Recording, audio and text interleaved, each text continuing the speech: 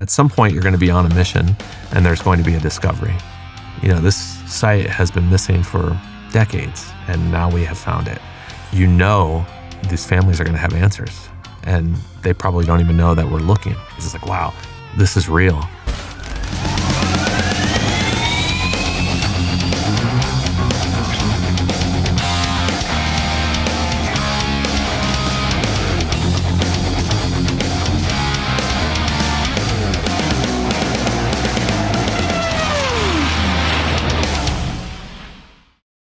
Did you know that more than 16 million Americans served during World War II, and that today, 8 decades later, more than 72,000 are still listed as missing in action? Hello and welcome to the Fighter Pilot Podcast. I am your host, Vincent Aiello, callsign Jello, and joining me to discuss one of the agencies working to help bring our boys back home is Derek Abbey, Ph.D. Cosmo, welcome to the show, sir. Thanks for having me. It's a joy to be here, Jello. Good. Well, I'm really looking forward to unpacking Project Recover, and we have a video we're going to show about it, but what can you tell us before we take a look at this trailer?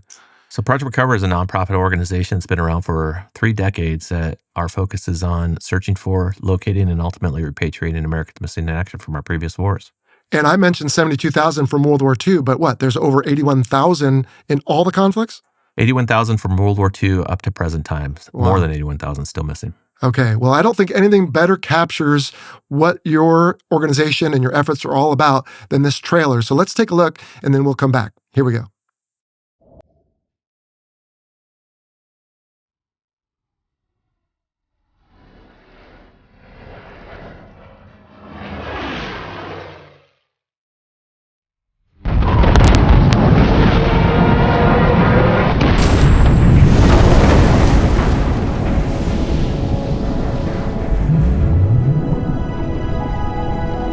This connection to the past, it's a strange feeling.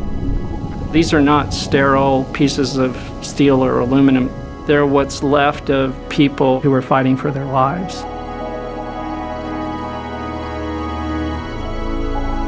An MIA family never puts away the loss of somebody who hasn't been able to return home. It leaves a void in your mind and heart.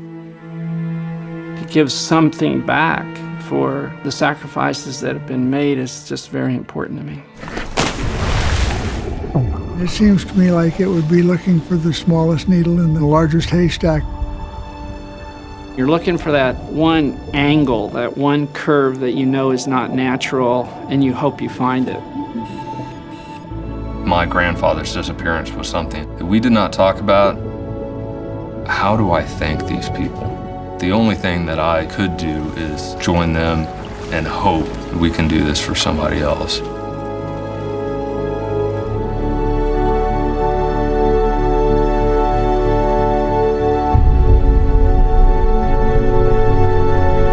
You never forget your comrades. These family members that are missing, we can't forget them. They're heroes. Every military man that fought in wars, they should be brought home.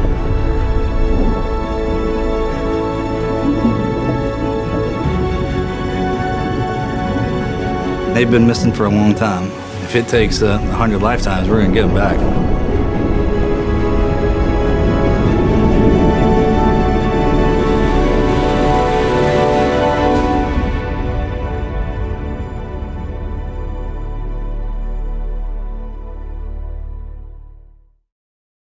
Okay, wow, that's really powerful, and I look forward to discussing everything about that here over the next however long it takes us. But before we do, Cosmo, let's get to know you a little bit. Where are you from? What got you interested in the military, and what are you doing today?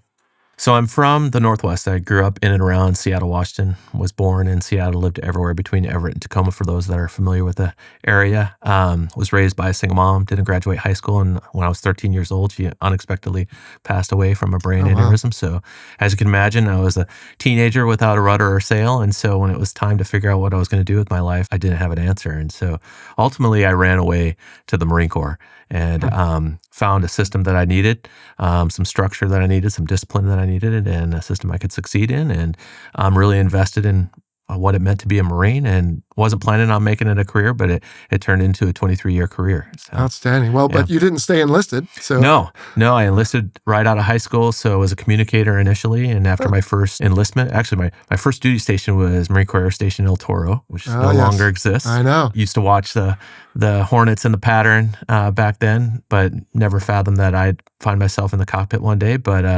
after my first tour, the Marine Corps saw something in me and decided to send me to a commissioning program. So I was selected for a program called MESEP. They sent me to college for 4 years. I went to Oregon State University, finished a couple degrees in history, and was actually commissioned a ground officer on the back end of that. Went to the basic school, and while I was in the basic school, one night a lieutenant came to my room and said, "Do you have any interest in flying at all?"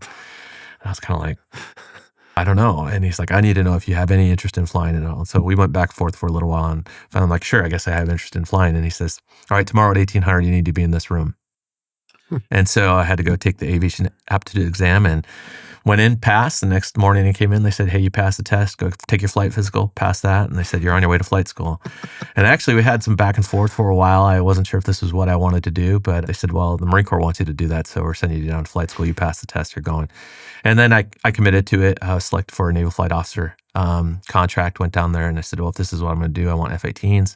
So worked hard through flight school and got what I wanted, West Coast Hornets. And while I was in flight school, a school I didn't want to be in at first was when 9/11 happened. Oh, wow. And so it's kind of like, I've been in the Marine Corps for a while now, and I'm missing my chance to prove myself. And little did I know that would come many times over in the future. But went through flight school, got selected for the RAG, came out here to Miramar, went through the RAG at 101, and was selected to go to 121. Me and two other guys were doing well. They kind of fast-tracked us through. They knew Iraq was getting ready to kick off, and so the three of us joined 121, immediately deployed to Kuwait, started flying Southern Watch missions, and was over Basra when OIF kicked off.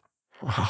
Did 3 tours in the Hornet over there, and another one to the Far East in 121, but also 242 out of Miramar. And then when I was done with that tour, I went back to the ground side and became a plank holder with Marine Special Operations Command up at Camp Pendleton, 1st Raider Battalion, what's now 1st Raider Battalion. And we kind of built out what is Marine Special Operations now, took down the Force Reconnaissance flag, put up the MARSOC flag, and figured that out. So I ran around with the Smurf Ninjas for a few years, and then the Marine Corps invested in me some more, sent me back to school to get an advanced degree, and then I did the really sexy job of running the schoolhouse as my last tour. I ran the Marine Corps Train the Trainer School as my twilight tour, and retired in 2014. 2014 as a major. Yep. And how many flight hours did you end up with?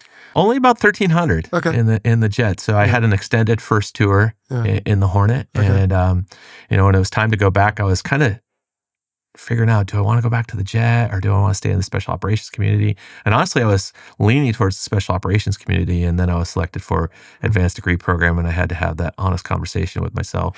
I've been in for 17 years, and I'm like, well, I'm probably closer to the end than I am to the beginning, and this extra degree is probably going to help me out. And so I took it. Yeah. Fantastic.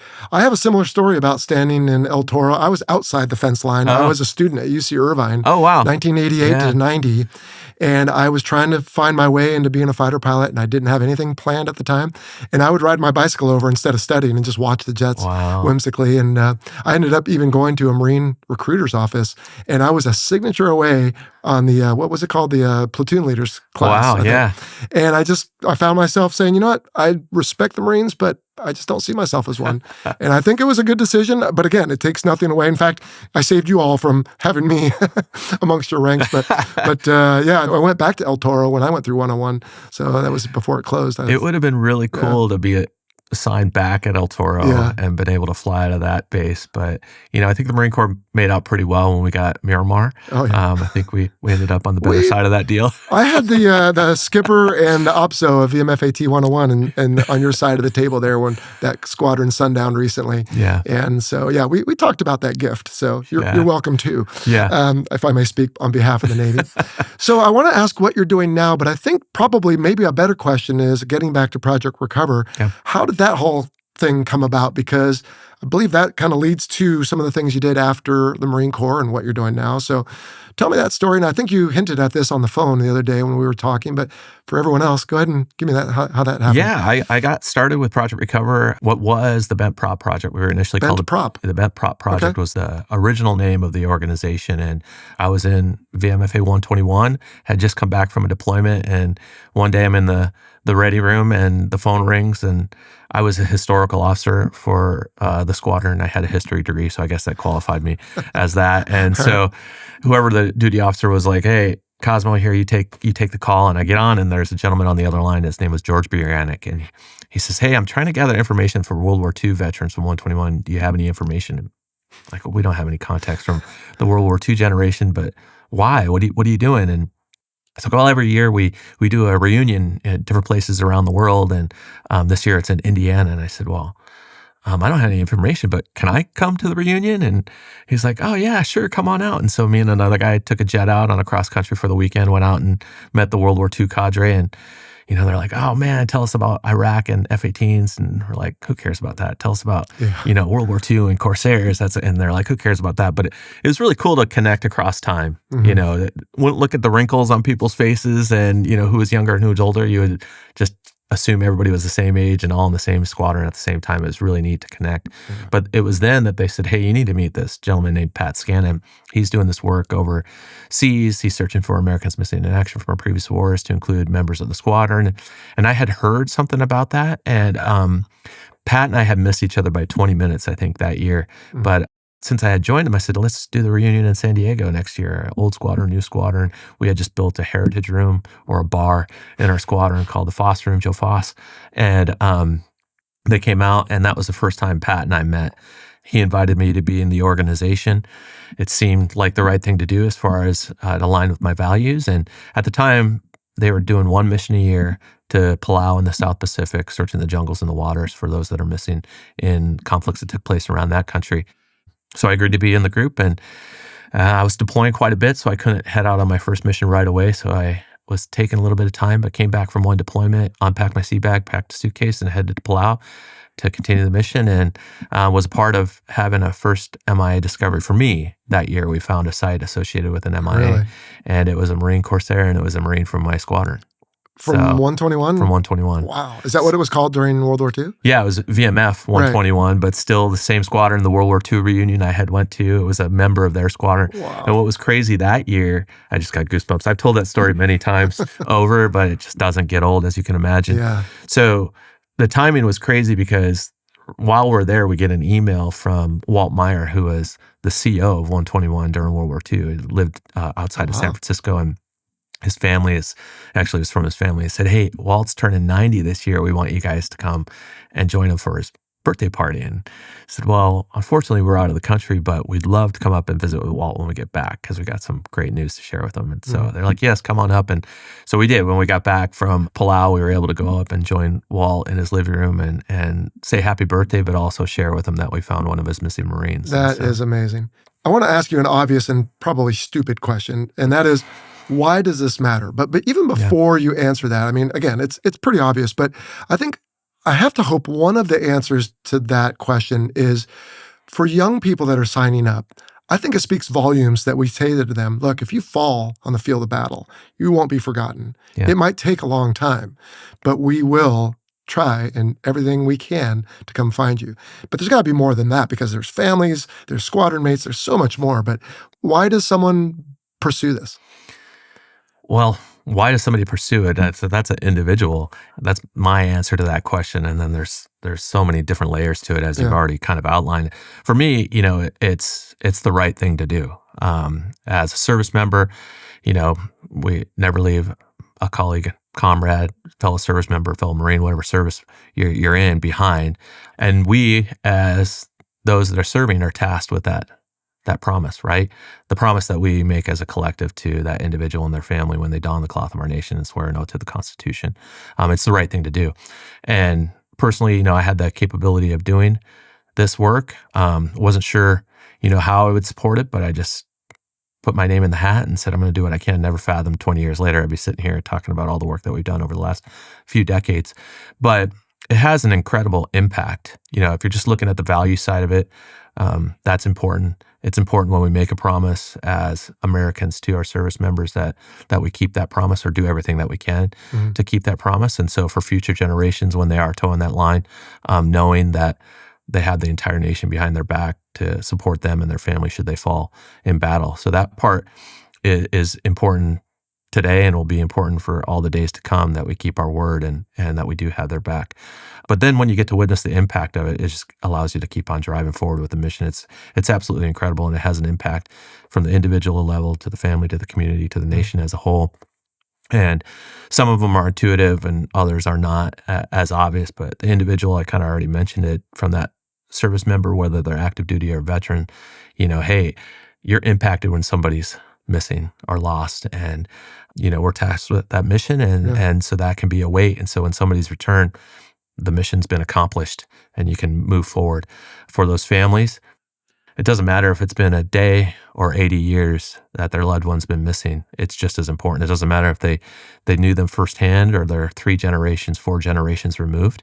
That ambiguous loss and the interrupted grieving process is passed from generation to generation, and we've seen it over and over and over again. And so when somebody's returned, those answers to what happened to their loved ones are finally provided to questions that they've just had for far too long. And the healing process and grieving process is allowed to move forward. And we've seen it happen over and over and over again. And then one thing that's really amazing to witness is the families come together, sometimes family members that have never met, and then the community around them just organically gathers and holds them. It's a memorial, but at the same time, it's very much a celebration. I had a colleague that has worked with us for a long time that says it's a second wave of impact for that service member as well. So you think about World War II and all the freedoms and everything that we have that we get to experience every single day because of the sacrifice that was made by that generation.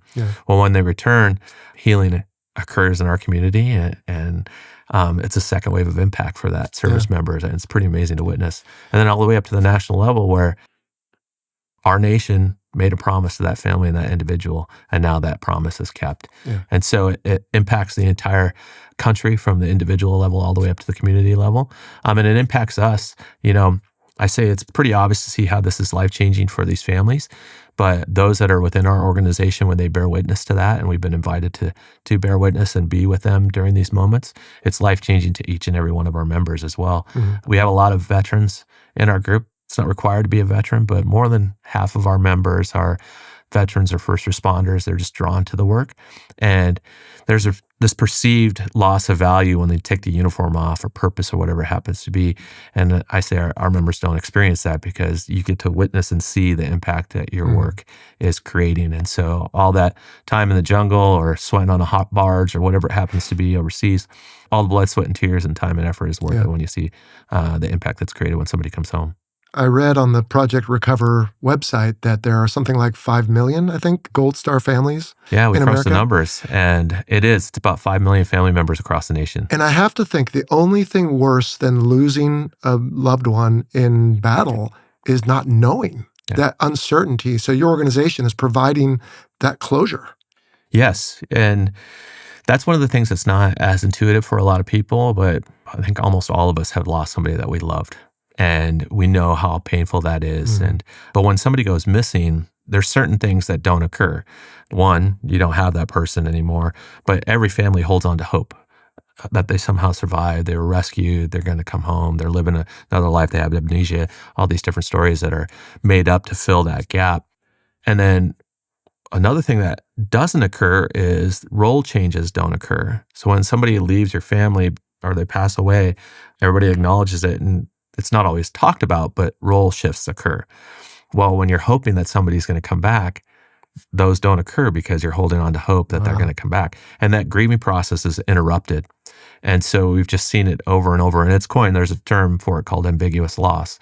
And now we've seen, because we've had the opportunity to work with so many different families, how this has an impact after generations of loss. And so, people that have never met their loved one, they see that shrine, they hear the stories, they very much become a myth. It's a very large part of their family.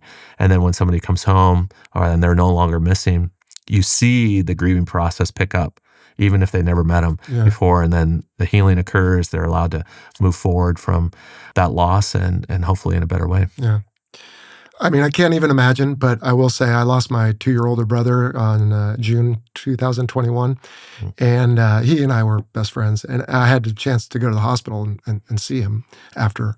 And for me, that was like, there's no question in my mind. I mean, that was closure. It still hurts every day, but it was closure. But yeah, I'm just sitting here imagining, well, what if he was somewhere, I'm told, far away, or the circumstances were unknown? I mean, what would I do? Where would I go? How long would I hold hope? I mean, again, he's only a couple of years older. He theoretically could live a lot longer. So yeah, I can't understand, I don't think, but I'd like to think I can at least feel a sense of that, just having served like I did and like you did. And that's amazing that you were able to be a part of it. Did the Marine Corps support you doing that, or did you have to take leave, or how did that work? Just curious. Yeah, so when I started this, I was active duty. Yeah. And I used to just save up my leave, budget a part of my expenses every year. And I sometimes I get a CO that would be like, submit your leave papers and we'll see if we process them just to make sure. But other times they're like, they just charge me to leave. But it's fine. It was something very, very important to me and I wanted to do. So that's just what I did. I budgeted it every year and I saved up that leave, and that's what I would do on my leave time. Would go to the jungles and the waters of Palau. At the time, that was the only place we were working, one mission a year in the nation of Palau, and spend my time over there. And a lot of fighting occurred there. It did. Why is it, though, that a private organization, you said at the beginning, a 501c3, yeah. 501c3. Yep. Why is it that is happening and not maybe a government agency? There is a government agency. So the Defense POW MIA Accounting Agency is the agency that's Are they based tasked. in Hawaii?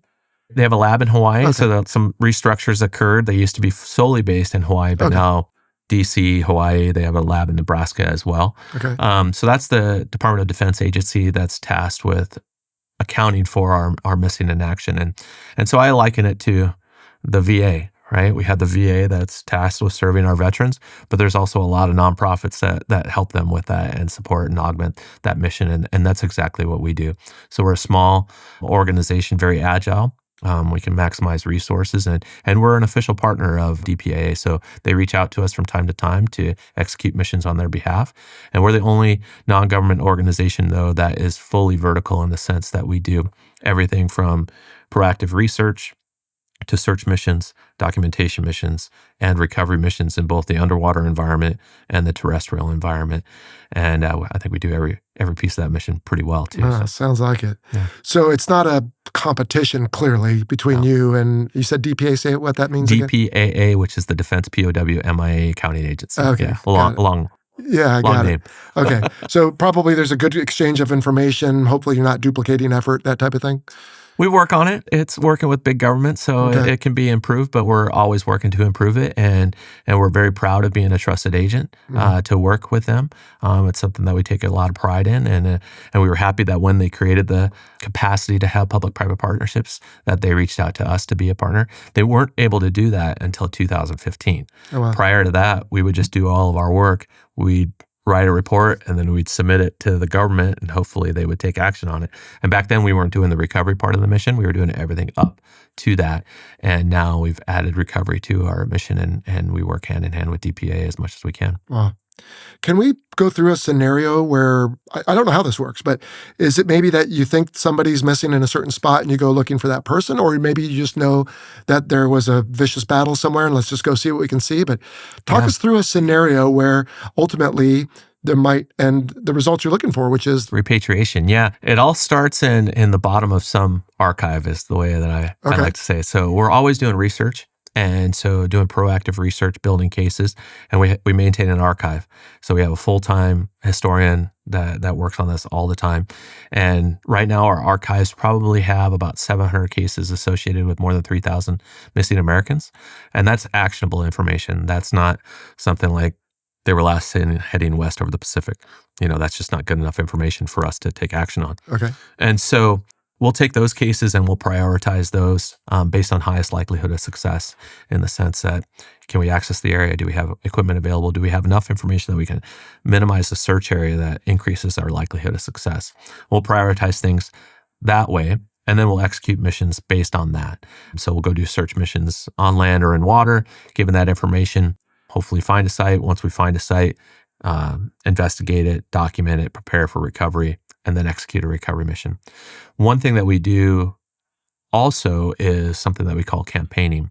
So in a place that had a lot of fighting and there's a lot of MIAs in that area, we'll try and focus a lot of work there because we can focus on multiple missions at the same time. We're a nonprofit, so we want to maximize our resources, and sometimes it takes a lot to get to the other side of the world with our equipment. So Palau is one of those places. Chuk is another place. Denmark, Italy, Croatia. And so we want to go back to those places. And not only does it help us increase our likelihood of success, but allows us to build a relationship and rapport with the host nation. So the first time we show up, there's always like, what are you guys doing here? You're searching for gold or you're doing something. And then once they realize that, we're searching for people, then there's a values overlap. And almost every country that we've worked in, it very much becomes their mission. And when you think about war-torn countries, it's their way of healing as well. Yeah. And so very much because their mission, Palau is a perfect example. Once they realized what we were doing, they're like, well, this totally aligns with what we believe in, because when somebody dies in Palau, they're returned to the island from where their mother's from, and that's where they're buried and the ceremonies are held. So it very much became their mission. So that's kind of what drives our mission.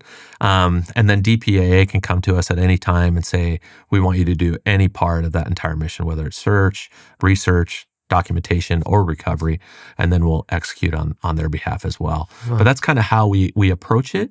We get information all the time from families as well. So our historians always in the archive gathering information, but then families and veterans and others will reach out to us and give us information. Our policy is that we don't reach out to families actively because we don't want to create any false hope. But if they reach out to us, we don't keep any secrets from them. Okay. So if we have information, we share it with them. Of course, we gather any information they have and we create a case around it. And then when we're in these countries and we've built a rapport, now they know who we are, they know what we're doing. So when we arrive, oftentimes we're like, hey, there's a hunter over here that has seen something in the jungle, or this fisherman is always catching their net on something out here. Can you investigate it? Or we saw aluminum or something over here. And so it's really interesting to see how the cases continue to grow.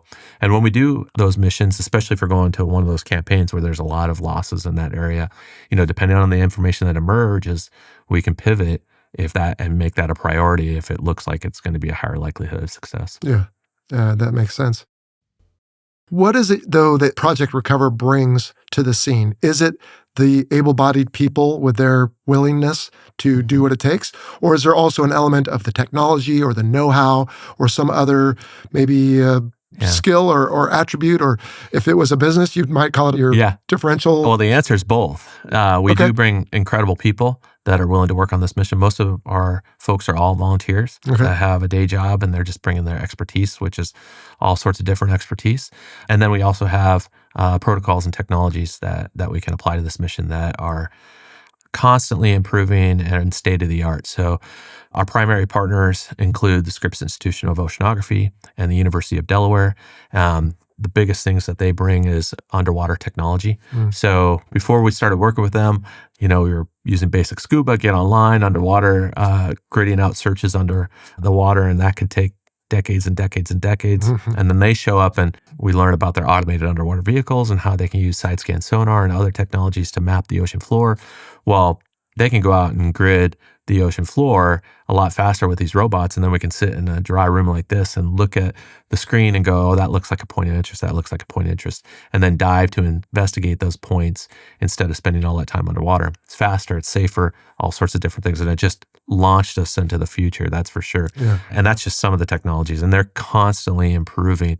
So we started working with them in about the 2012 era. And when you see the film in there, they talk about it. And that part of the film was filmed in 2014, 2015. And Eric Terrell, who at Scripps, is talking about, well, we can do 20 square kilometers this year. And the resolution back then was about a meter, which was incredible. But today, we can do about 100 square kilometers in the same amount of time, and the resolution is down to a centimeter. Wow. So I was just up with another colleague, Mark Moline from the University of Delaware last year in Maine, and we were looking at the side scan sonar for a naval aviator that was lost off the coast of Kennebunkport. And we could see the lobster traps on the ocean floor and the lines going up to the surface, holding them. And now that technology is being applied to finding lost lobster and crab traps that are having a negative impact on the environment and the fishing industry, so they can go collect them. So it's neat to see this ripple effect, but we bring that technology and that capability that's constantly improving. And as you can imagine, it's better to have that technology at the university. One, it's very expensive.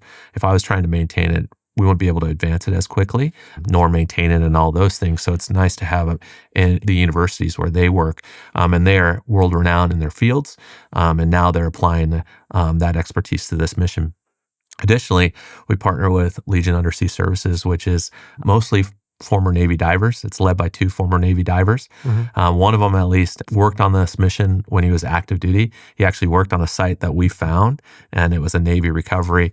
And he left the Navy after retiring and is like, well, I can continue to do this mission. And so they are all in. And so when it comes to our underwater recovery capability, it's commercial diver salvage work. It's not just scuba divers down there, because you're lifting up pieces of aircraft, cutting through it, doing some pretty varsity work at some significant depths. And so those guys bring their expertise and have really set the gold standard of what it means to be a non-government organization executing recovery operations for MIAs. There's nobody does it to the level that we're doing it. This is one question I have as far as 80 years is a long time. Salt is not nice to anything. You see these videos that we just did of what aircraft look like, and you can still sort of see that they're aircraft, and that's metal. Organisms don't do real well. Right. If you find an aircraft, how do we know that it's maybe a certain pilot? It's a great question. So, it starts looking at that side scan sonar. Hey, we found something that looks like it's man-made. It's never the perfect airplane on the we've seen some of those, but rarely is it look like an airplane on the ocean floor. So then we have to investigate it, like, oh, that's a coral head or something like that. Or when we do find something, this is crumpled aluminum, it's a crash site. And then we have to go through the process of, okay, it's man-made, it's an aircraft. What kind of aircraft is it? Which aircraft is it?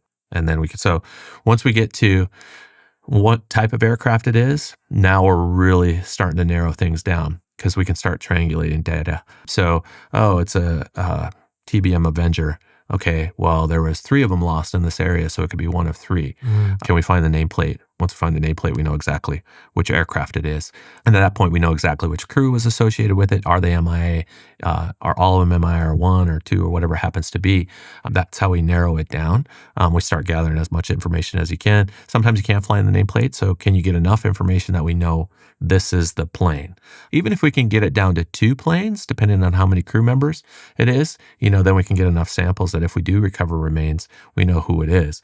But so that's how we kind of start to funnel in information to determine exactly who's associated with that site. And then when we do recovery, you hit it on the head. It's we're recovering remains, and most of the time, 80 years later, all that's left is skeletal remains. And so we're looking for those human remains to recover, but also any artifacts that can Boots assist. or dog tags, maybe? Boots, dog tags, rings, watches, life-saving gear that can tell you if it's a multi-crew aircraft, which position, or things like that. So all that information helps. And then all the artifacts and the human remains are recovered. Everything else stays where it's at, and that's repatriated or brought back to the United States. And then at that point, even though we have all that information, the identification is done in a lab blindly, either in Nebraska or Hawaii. And they'll use DNA analysis, but they'll also use dental records, skeletal analysis. So this person broke their left arm when they were 7, and we have a left arm here, and there's evidence of a heel of a break. That's more information that they can use. And all those artifacts, of course, if there's a ring or dog tags or other things like that commingled with the remains, then that helps. And they need at least 2 pieces of information. So it can't just be DNA. Not just one. But usually DNA is a pretty good one. But how do they get that, right? Do they have to find someone downstream in the family? Yeah, so then there's the genealogy that happens behind it, and we'll provide a report for that as well that can have the closest next of kin. And that's when the family will get a hint if they didn't know anything was going on. The Department of Defense will reach out and ask for a DNA sample, and they provide that. And then they'll use that to determine this is your loved one or your relative. And then once the identification is done, it's as if the person was killed in action the day before. The case is turned over to a casualty affairs officer for the branch. They'll notify the family, and then the family will memorialize their loved one however they determine. Yeah.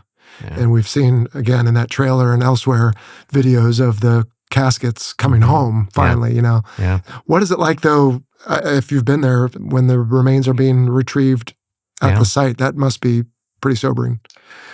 It's life-changing. Yeah. I've had the honor of bearing witness to many repatriations, Really? memorials. In September 11th of 2023 was the most recent one. Wilbur Mitz was put to rest in Seaside, California with his family, and we were able to join him there. And a crewmate of his, Anthony DePetta, the July before that, was laid to rest in New Jersey. And we were invited by the family to join them in those memorials. Yeah, at that point, it's very, very emotional. I wish I could accurately put into words all the emotions that hit you.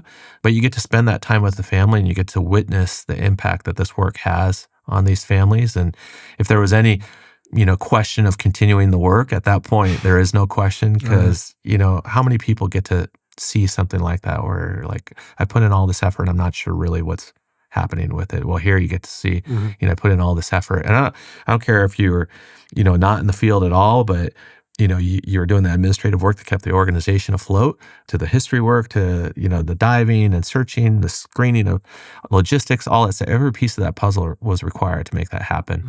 And so I encourage all of our members, if they can, to attend those events, just because it just shows the impact that you are creating. It makes you feel good to know that this mission has been accomplished and this promise has been kept. But there's all sorts of other emotions that you have as well, where you're sitting there with those families, and they express their gratitude to the work that everybody on the team did. And I just can't put it all into words. It's amazing, though. I bet. Is Project Recover focused on aviators? We're not. We look for a lot of aviators because, as you can imagine, it's easier to find a lost aircraft that's been missing for decades than it is just an individual. But we also search for prisoners of war that were executed and others. So in the history of the UDT and SEAL teams, there's 3 that have not been recovered, and we know that they were captured off a YAP, transported to Palau, where they were executed, and we've narrowed down their execution and internment site. We're still getting it closer and closer. We're not quite there yet. But aviators is most of our work, just because that's the easiest information to get, if you will, the lowest hanging fruit. We don't only focus on aviators. We have found a part of the USS Abner Reed, which part of it was blown off and 70 sailors were lost up off the coast of Alaska. The Navy determined that they will rest where they are, buried at sea, according to naval tradition. They don't expect that they'll be disturbed, so they're going to stay there. But we find a lot of stuff, too, that we're not looking for. Really? As you can imagine, just spending time in these places. But Cortez's gold? I mean... Well, we're not looking for gold, and we haven't found any gold. But we found ancient sites all over, on land and in water. We found many different sunken vessels underwater. We found former enemy aircraft as well, and former enemy ships. What's the protocol on that? Do you let those countries know? So anytime we find anything of significance, we document it, and we turn it over to, of course, the host nation. But if it's something like that it was, if we're doing some World War II, if it was Japanese or German or our British allies as well, we'll inform those nations, typically through the embassies, so through the State Department. Okay. Very interesting. Now, if you find a wreck in a Palau jungle versus in the atolls or wherever off the coast, is the only difference essentially that you have to wear scuba for some of it and not for the other? I mean, they all each have their own challenges, I'm guessing, but what's different about an underwater recovery versus a jungle recovery? You hit it. As you can imagine, recovery underwater is a lot more complicated. I bet. But believe it or not, technology underwater is advancing a lot faster than some of the stuff that we're doing in land. We're trying different drone technology and sensors on those drones over jungle, but boy, the jungle really likes to hide stuff. Really? Difficult to move in. I still say the best thing that you have is your boots and a machete and a old school compass. I mean, I've been in really thick jungle where GPS just isn't working. Wow. The canopy's blocking it out. And so the search side of things can be really, really complicated. And then access to the area, if it's deep in the jungle, can make a recovery challenging. But at least you're not having to worry about how you're going to breathe, and you're not dredging. Usually it's kind of what most people would think of as a traditional archaeological site. So you're gridding it out and you're digging that way, and screening off on the side. It's not much different for an underwater site. We're doing the same thing. We're gridding it, but we're using a big dredge system. So we're sucking everything up within that grid, bringing it to a barge or vessel or whatever that we're on, and then we're screening it through quarter-inch mesh, looking for all that important information, whether it's artifacts or human remains or anything that can help us with the identification. Yeah. And we talked about at the very end, when there's closure, the ceremony and the emotion of that. If there are remains discovered on site, are there certain protocols that are followed there? Is there some certain, hey, everybody stop, kind of thing? What's that like? Well, finding remains is, that's success. So that's there's different levels to it. I think I'll even rewind a little bit, because I say people within our organization go through 3 phases of membership. The first one is I want to be a part of this organization. It aligns with my values. It seems like the right thing to do. And so they commit through going through the interview process and becoming a member, and that takes some time. So now you're a member. And then at some point you're going to be on a mission, and there's going to be a discovery. And that could be the very first mission, like my mission, like my case, or it could be a decade down the road. But whenever that occurs, now it's real. This site has been missing for decades, and now we have found it. Mm-hmm. And so, one, it makes all that blood, sweat, and tears worth it. It's like, wow, we finally did it. But then these families are going to have answers, and they probably don't even know that we're looking. I mean, there's been plenty of times that we were looking for somebody for a decade or two and find it, and the family had no idea we were even putting in the effort. And so then that's the second phase. It's like, wow, this is real. And then that third phase is the recovery occurs. You get to bear witness to these memorials, and then it's life-changing, and there's no turning back from there. And so there's different steps along that line. The discovery of the site is you get a flood of emotion, like we finally did it. And then the recovery can take a lot of time as well. And there's cases when we've been on sites and recoveries occurred and no human remains to find for whatever reason. And that could be a number of things.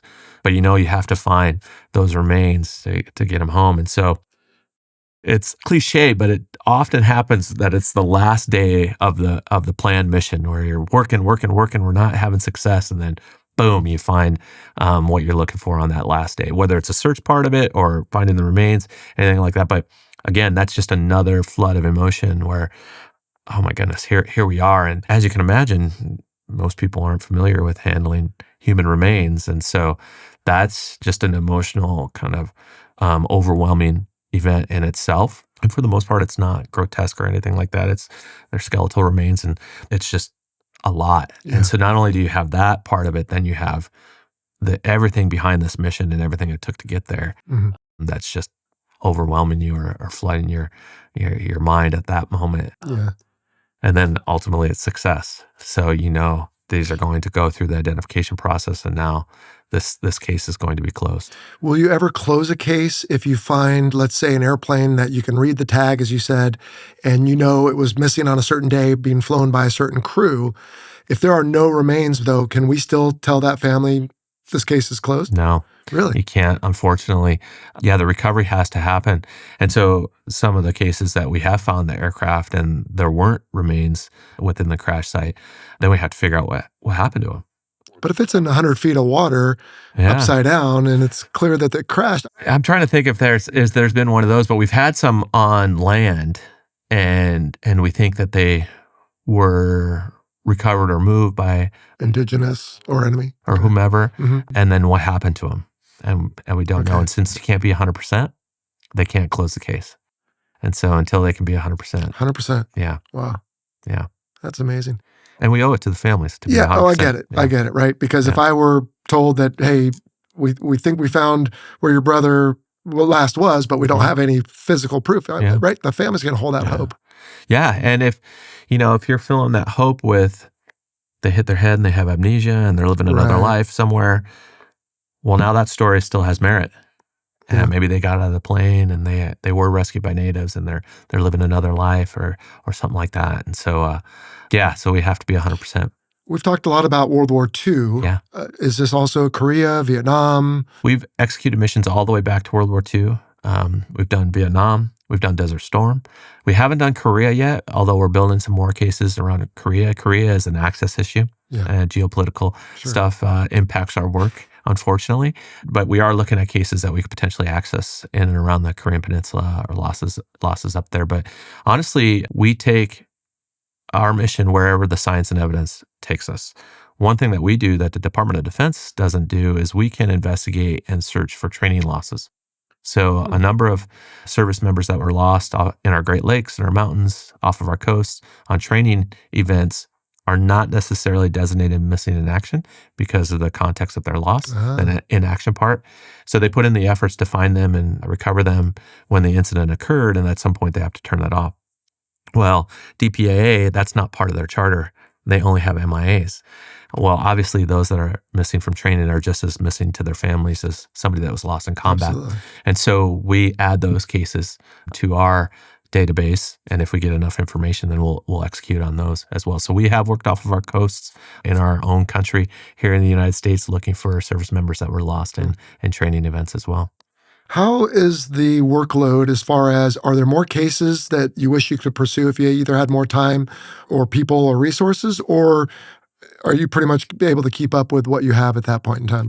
No, we want to execute more. Really? That's what we're driving toward. Oh. So I want every case in that database, that all 700, all 3,000 of those, we want to take action on those. And our limiting factor is resources. As a nonprofit, during COVID, when a lot of stuff shut down because we have an international mission and we couldn't travel internationally, we weren't sitting on our hands. So we were continuing to do research. We were developing our protocols. We created a model that is scalable, and since we've tested it. So we modulate our teams so that we can send multiple teams into the field at the same time. So we can run parallel missions all over the world, whatever it is. And so right now we're executing 10 to 14 missions a year. And I want to get that to 30 between us and our primary partners. And we can do that. We have the capability to it. We have the expertise and the people to do it. It's just a matter of resources. Yeah. And what is the source for your resources? Is it private contributions, companies? We are a charity, and so we rely on the generosity of the public for the most part. Really? So people donated to make this mission happen, and not everybody can go, to the other side of the world or explore the ocean floor for those that are mission, or take off to a jungle somewhere. But most people can support from their couch, and every penny counts. So individual philanthropists, big and small, support our mission. We're growing our corporate partnerships. We're really working on that, and of course, we seek out grants, and then we are a partner of the Department of Defense, so they come to us for contracts from time to time. Right.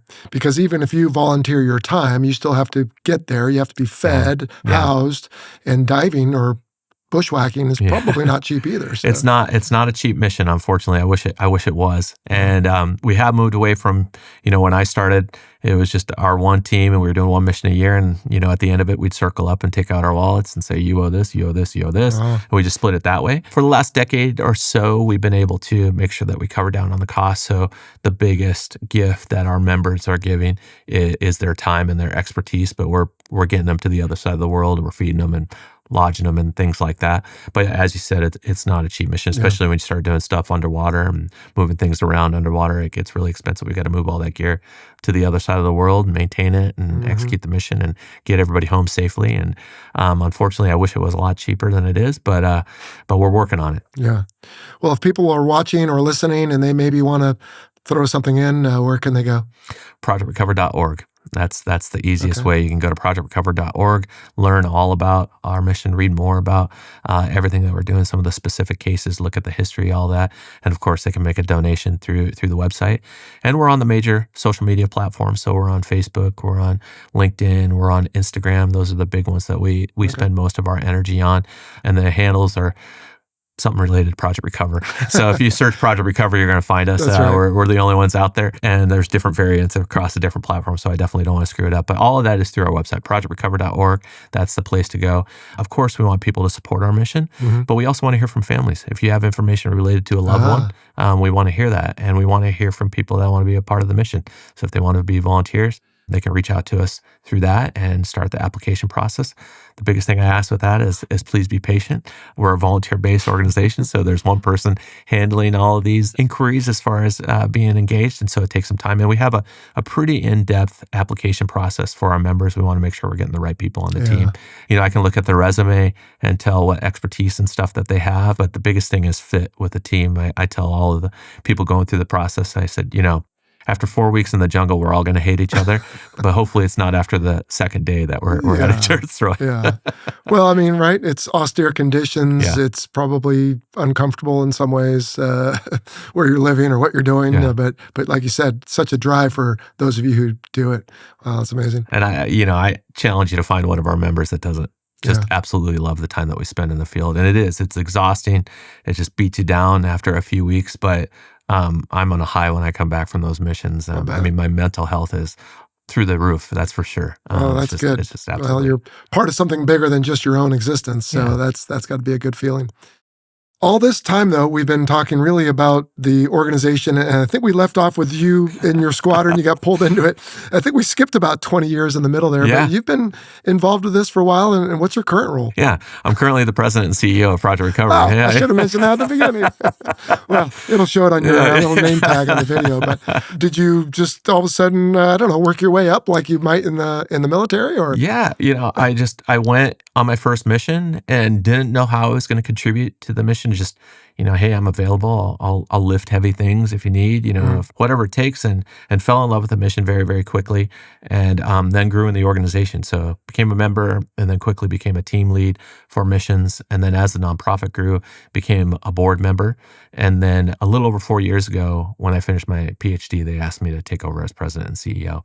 And actually, I was living here in San Diego. I was running the military veterans program at San Diego State when they asked me to. And I had already thought I had my dream job and didn't even think this would be a possibility, but here I am today. And speaking of that, if I can just brag on you a second, may I, even though we just met? Yeah. So single parent. Yep. She passes away when you're 13. Right. I don't know what your situation there was, but you decided life isn't fair or whatever, and you run off, find your way into the Marine Corps as an enlisted Marine. Correct. Find your way to the officer program, aviation, Project Recover, advanced degrees, and now you're a Ph.D.? Yeah. Yeah. Would you please run for some sort of office? We need people like you in good places. Thank you. Come on. Thank you. My goodness. Well, congratulations. That's amazing. Appreciate it. What's the future for Project Recover? Yeah, well, we're just keeping on driving this mission forward and trying to provide answers to as many Gold Star MI families as we can. 5 million families is not a small number. No. And these are family members that are not, getting online and talking about their experience or anything like that.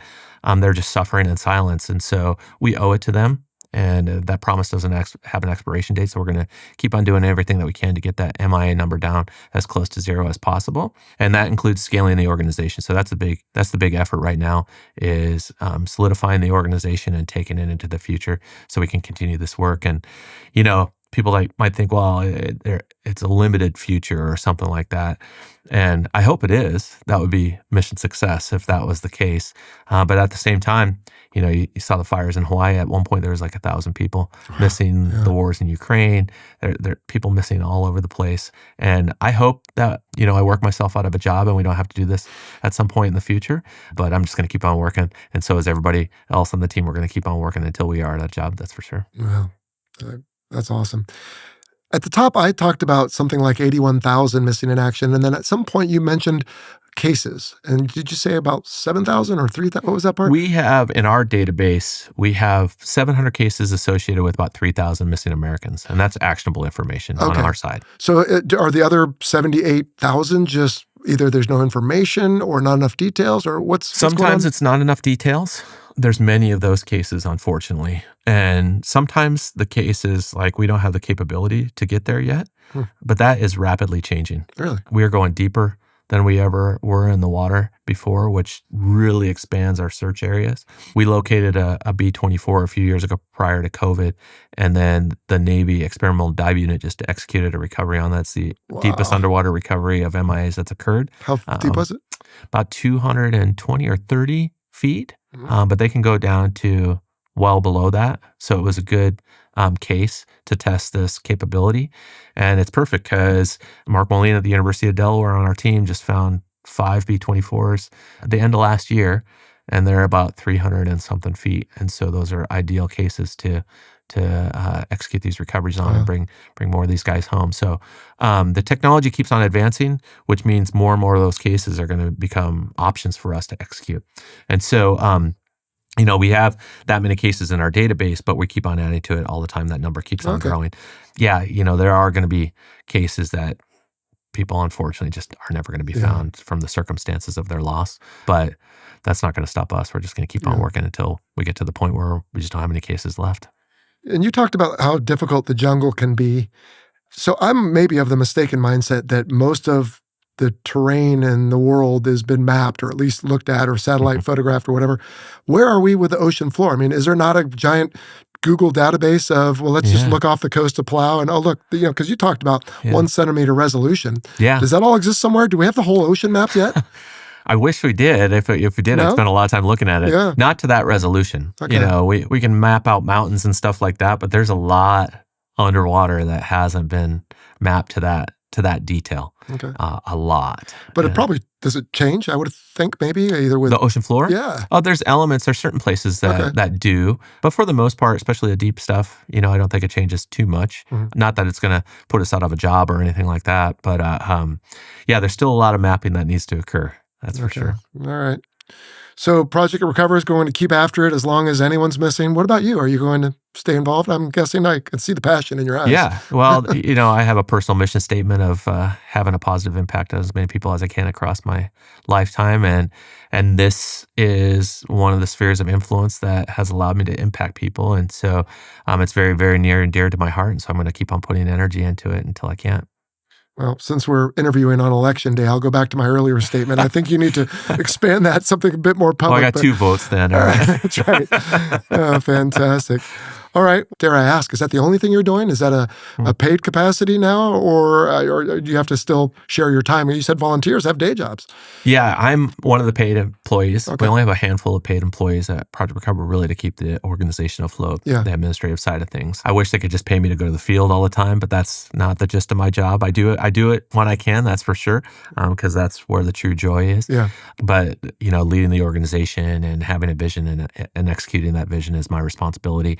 And working to scale it is part of that. But I do have my fingers in all sorts of pots, if you will. One of the big things that I work on is military and higher education. That's my research and academic world is related to that. And so I still work with a lot of universities as well as veterans and family members that are seeking out higher education options to ensure that they get what the goals that they're seeking and that they can go off and continue to impact the world in a positive way. And so that's something else that I'm truly passionate about. I've had the honor of working with thousands of veterans in the higher education space, and it's something that continues to bring me joy.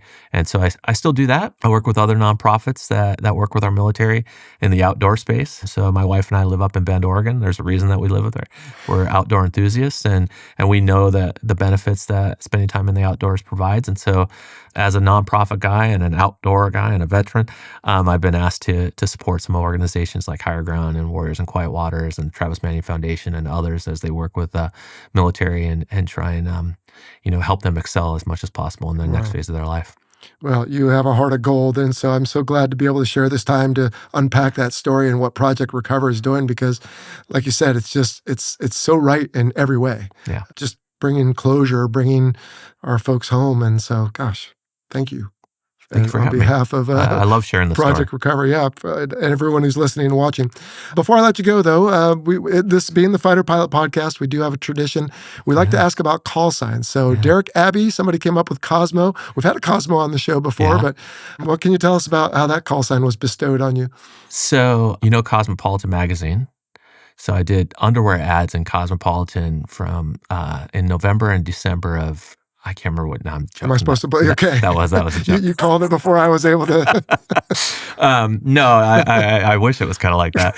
No, on my very first deployment, I was leaving the RAG, jumping in the squadron. We're deploying. Everybody knows we're heading to austere conditions. We're very likely going to war.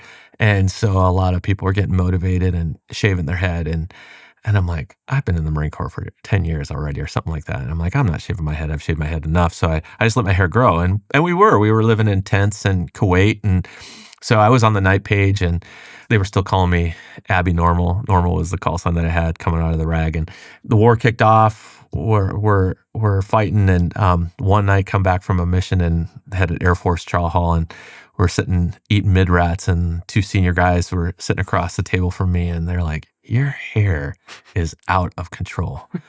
You For look a like, Marine, especially. yeah. They're like, you look like Kramer from Seinfeld. And you saw immediately, that's it. And so before I got out of Kuwait, they had a call sign review, and it was either going to be Cosmo or Kramer. And, in my head, I'm like, I really hope it's Cosmo, but I'm not going to say anything, because if I say so, it would definitely been Kramer, and they voted, and it ended up being Cosmo, and that was it. And it stuck. And so it definitely could have been a lot worse. That's for sure. Well, certainly. And you can always pretend it's for Cosmic or some other. Yeah. Well, I had an XO that used to, he never got it right. He would always call me Cosmos. Hey, Cosmos, he'd say. And he had a sniff. Hey, Cosmos. And so we'd always joke about that. But yeah, that's how I got the call sign. All right, Cosmo. Well, this has been awesome. Thank you so much. What, though, before I let you go, did I not ask you about Project Recover and your participation maybe? And as part of that, tell us again where people can go to throw something in or help out or maybe even volunteer.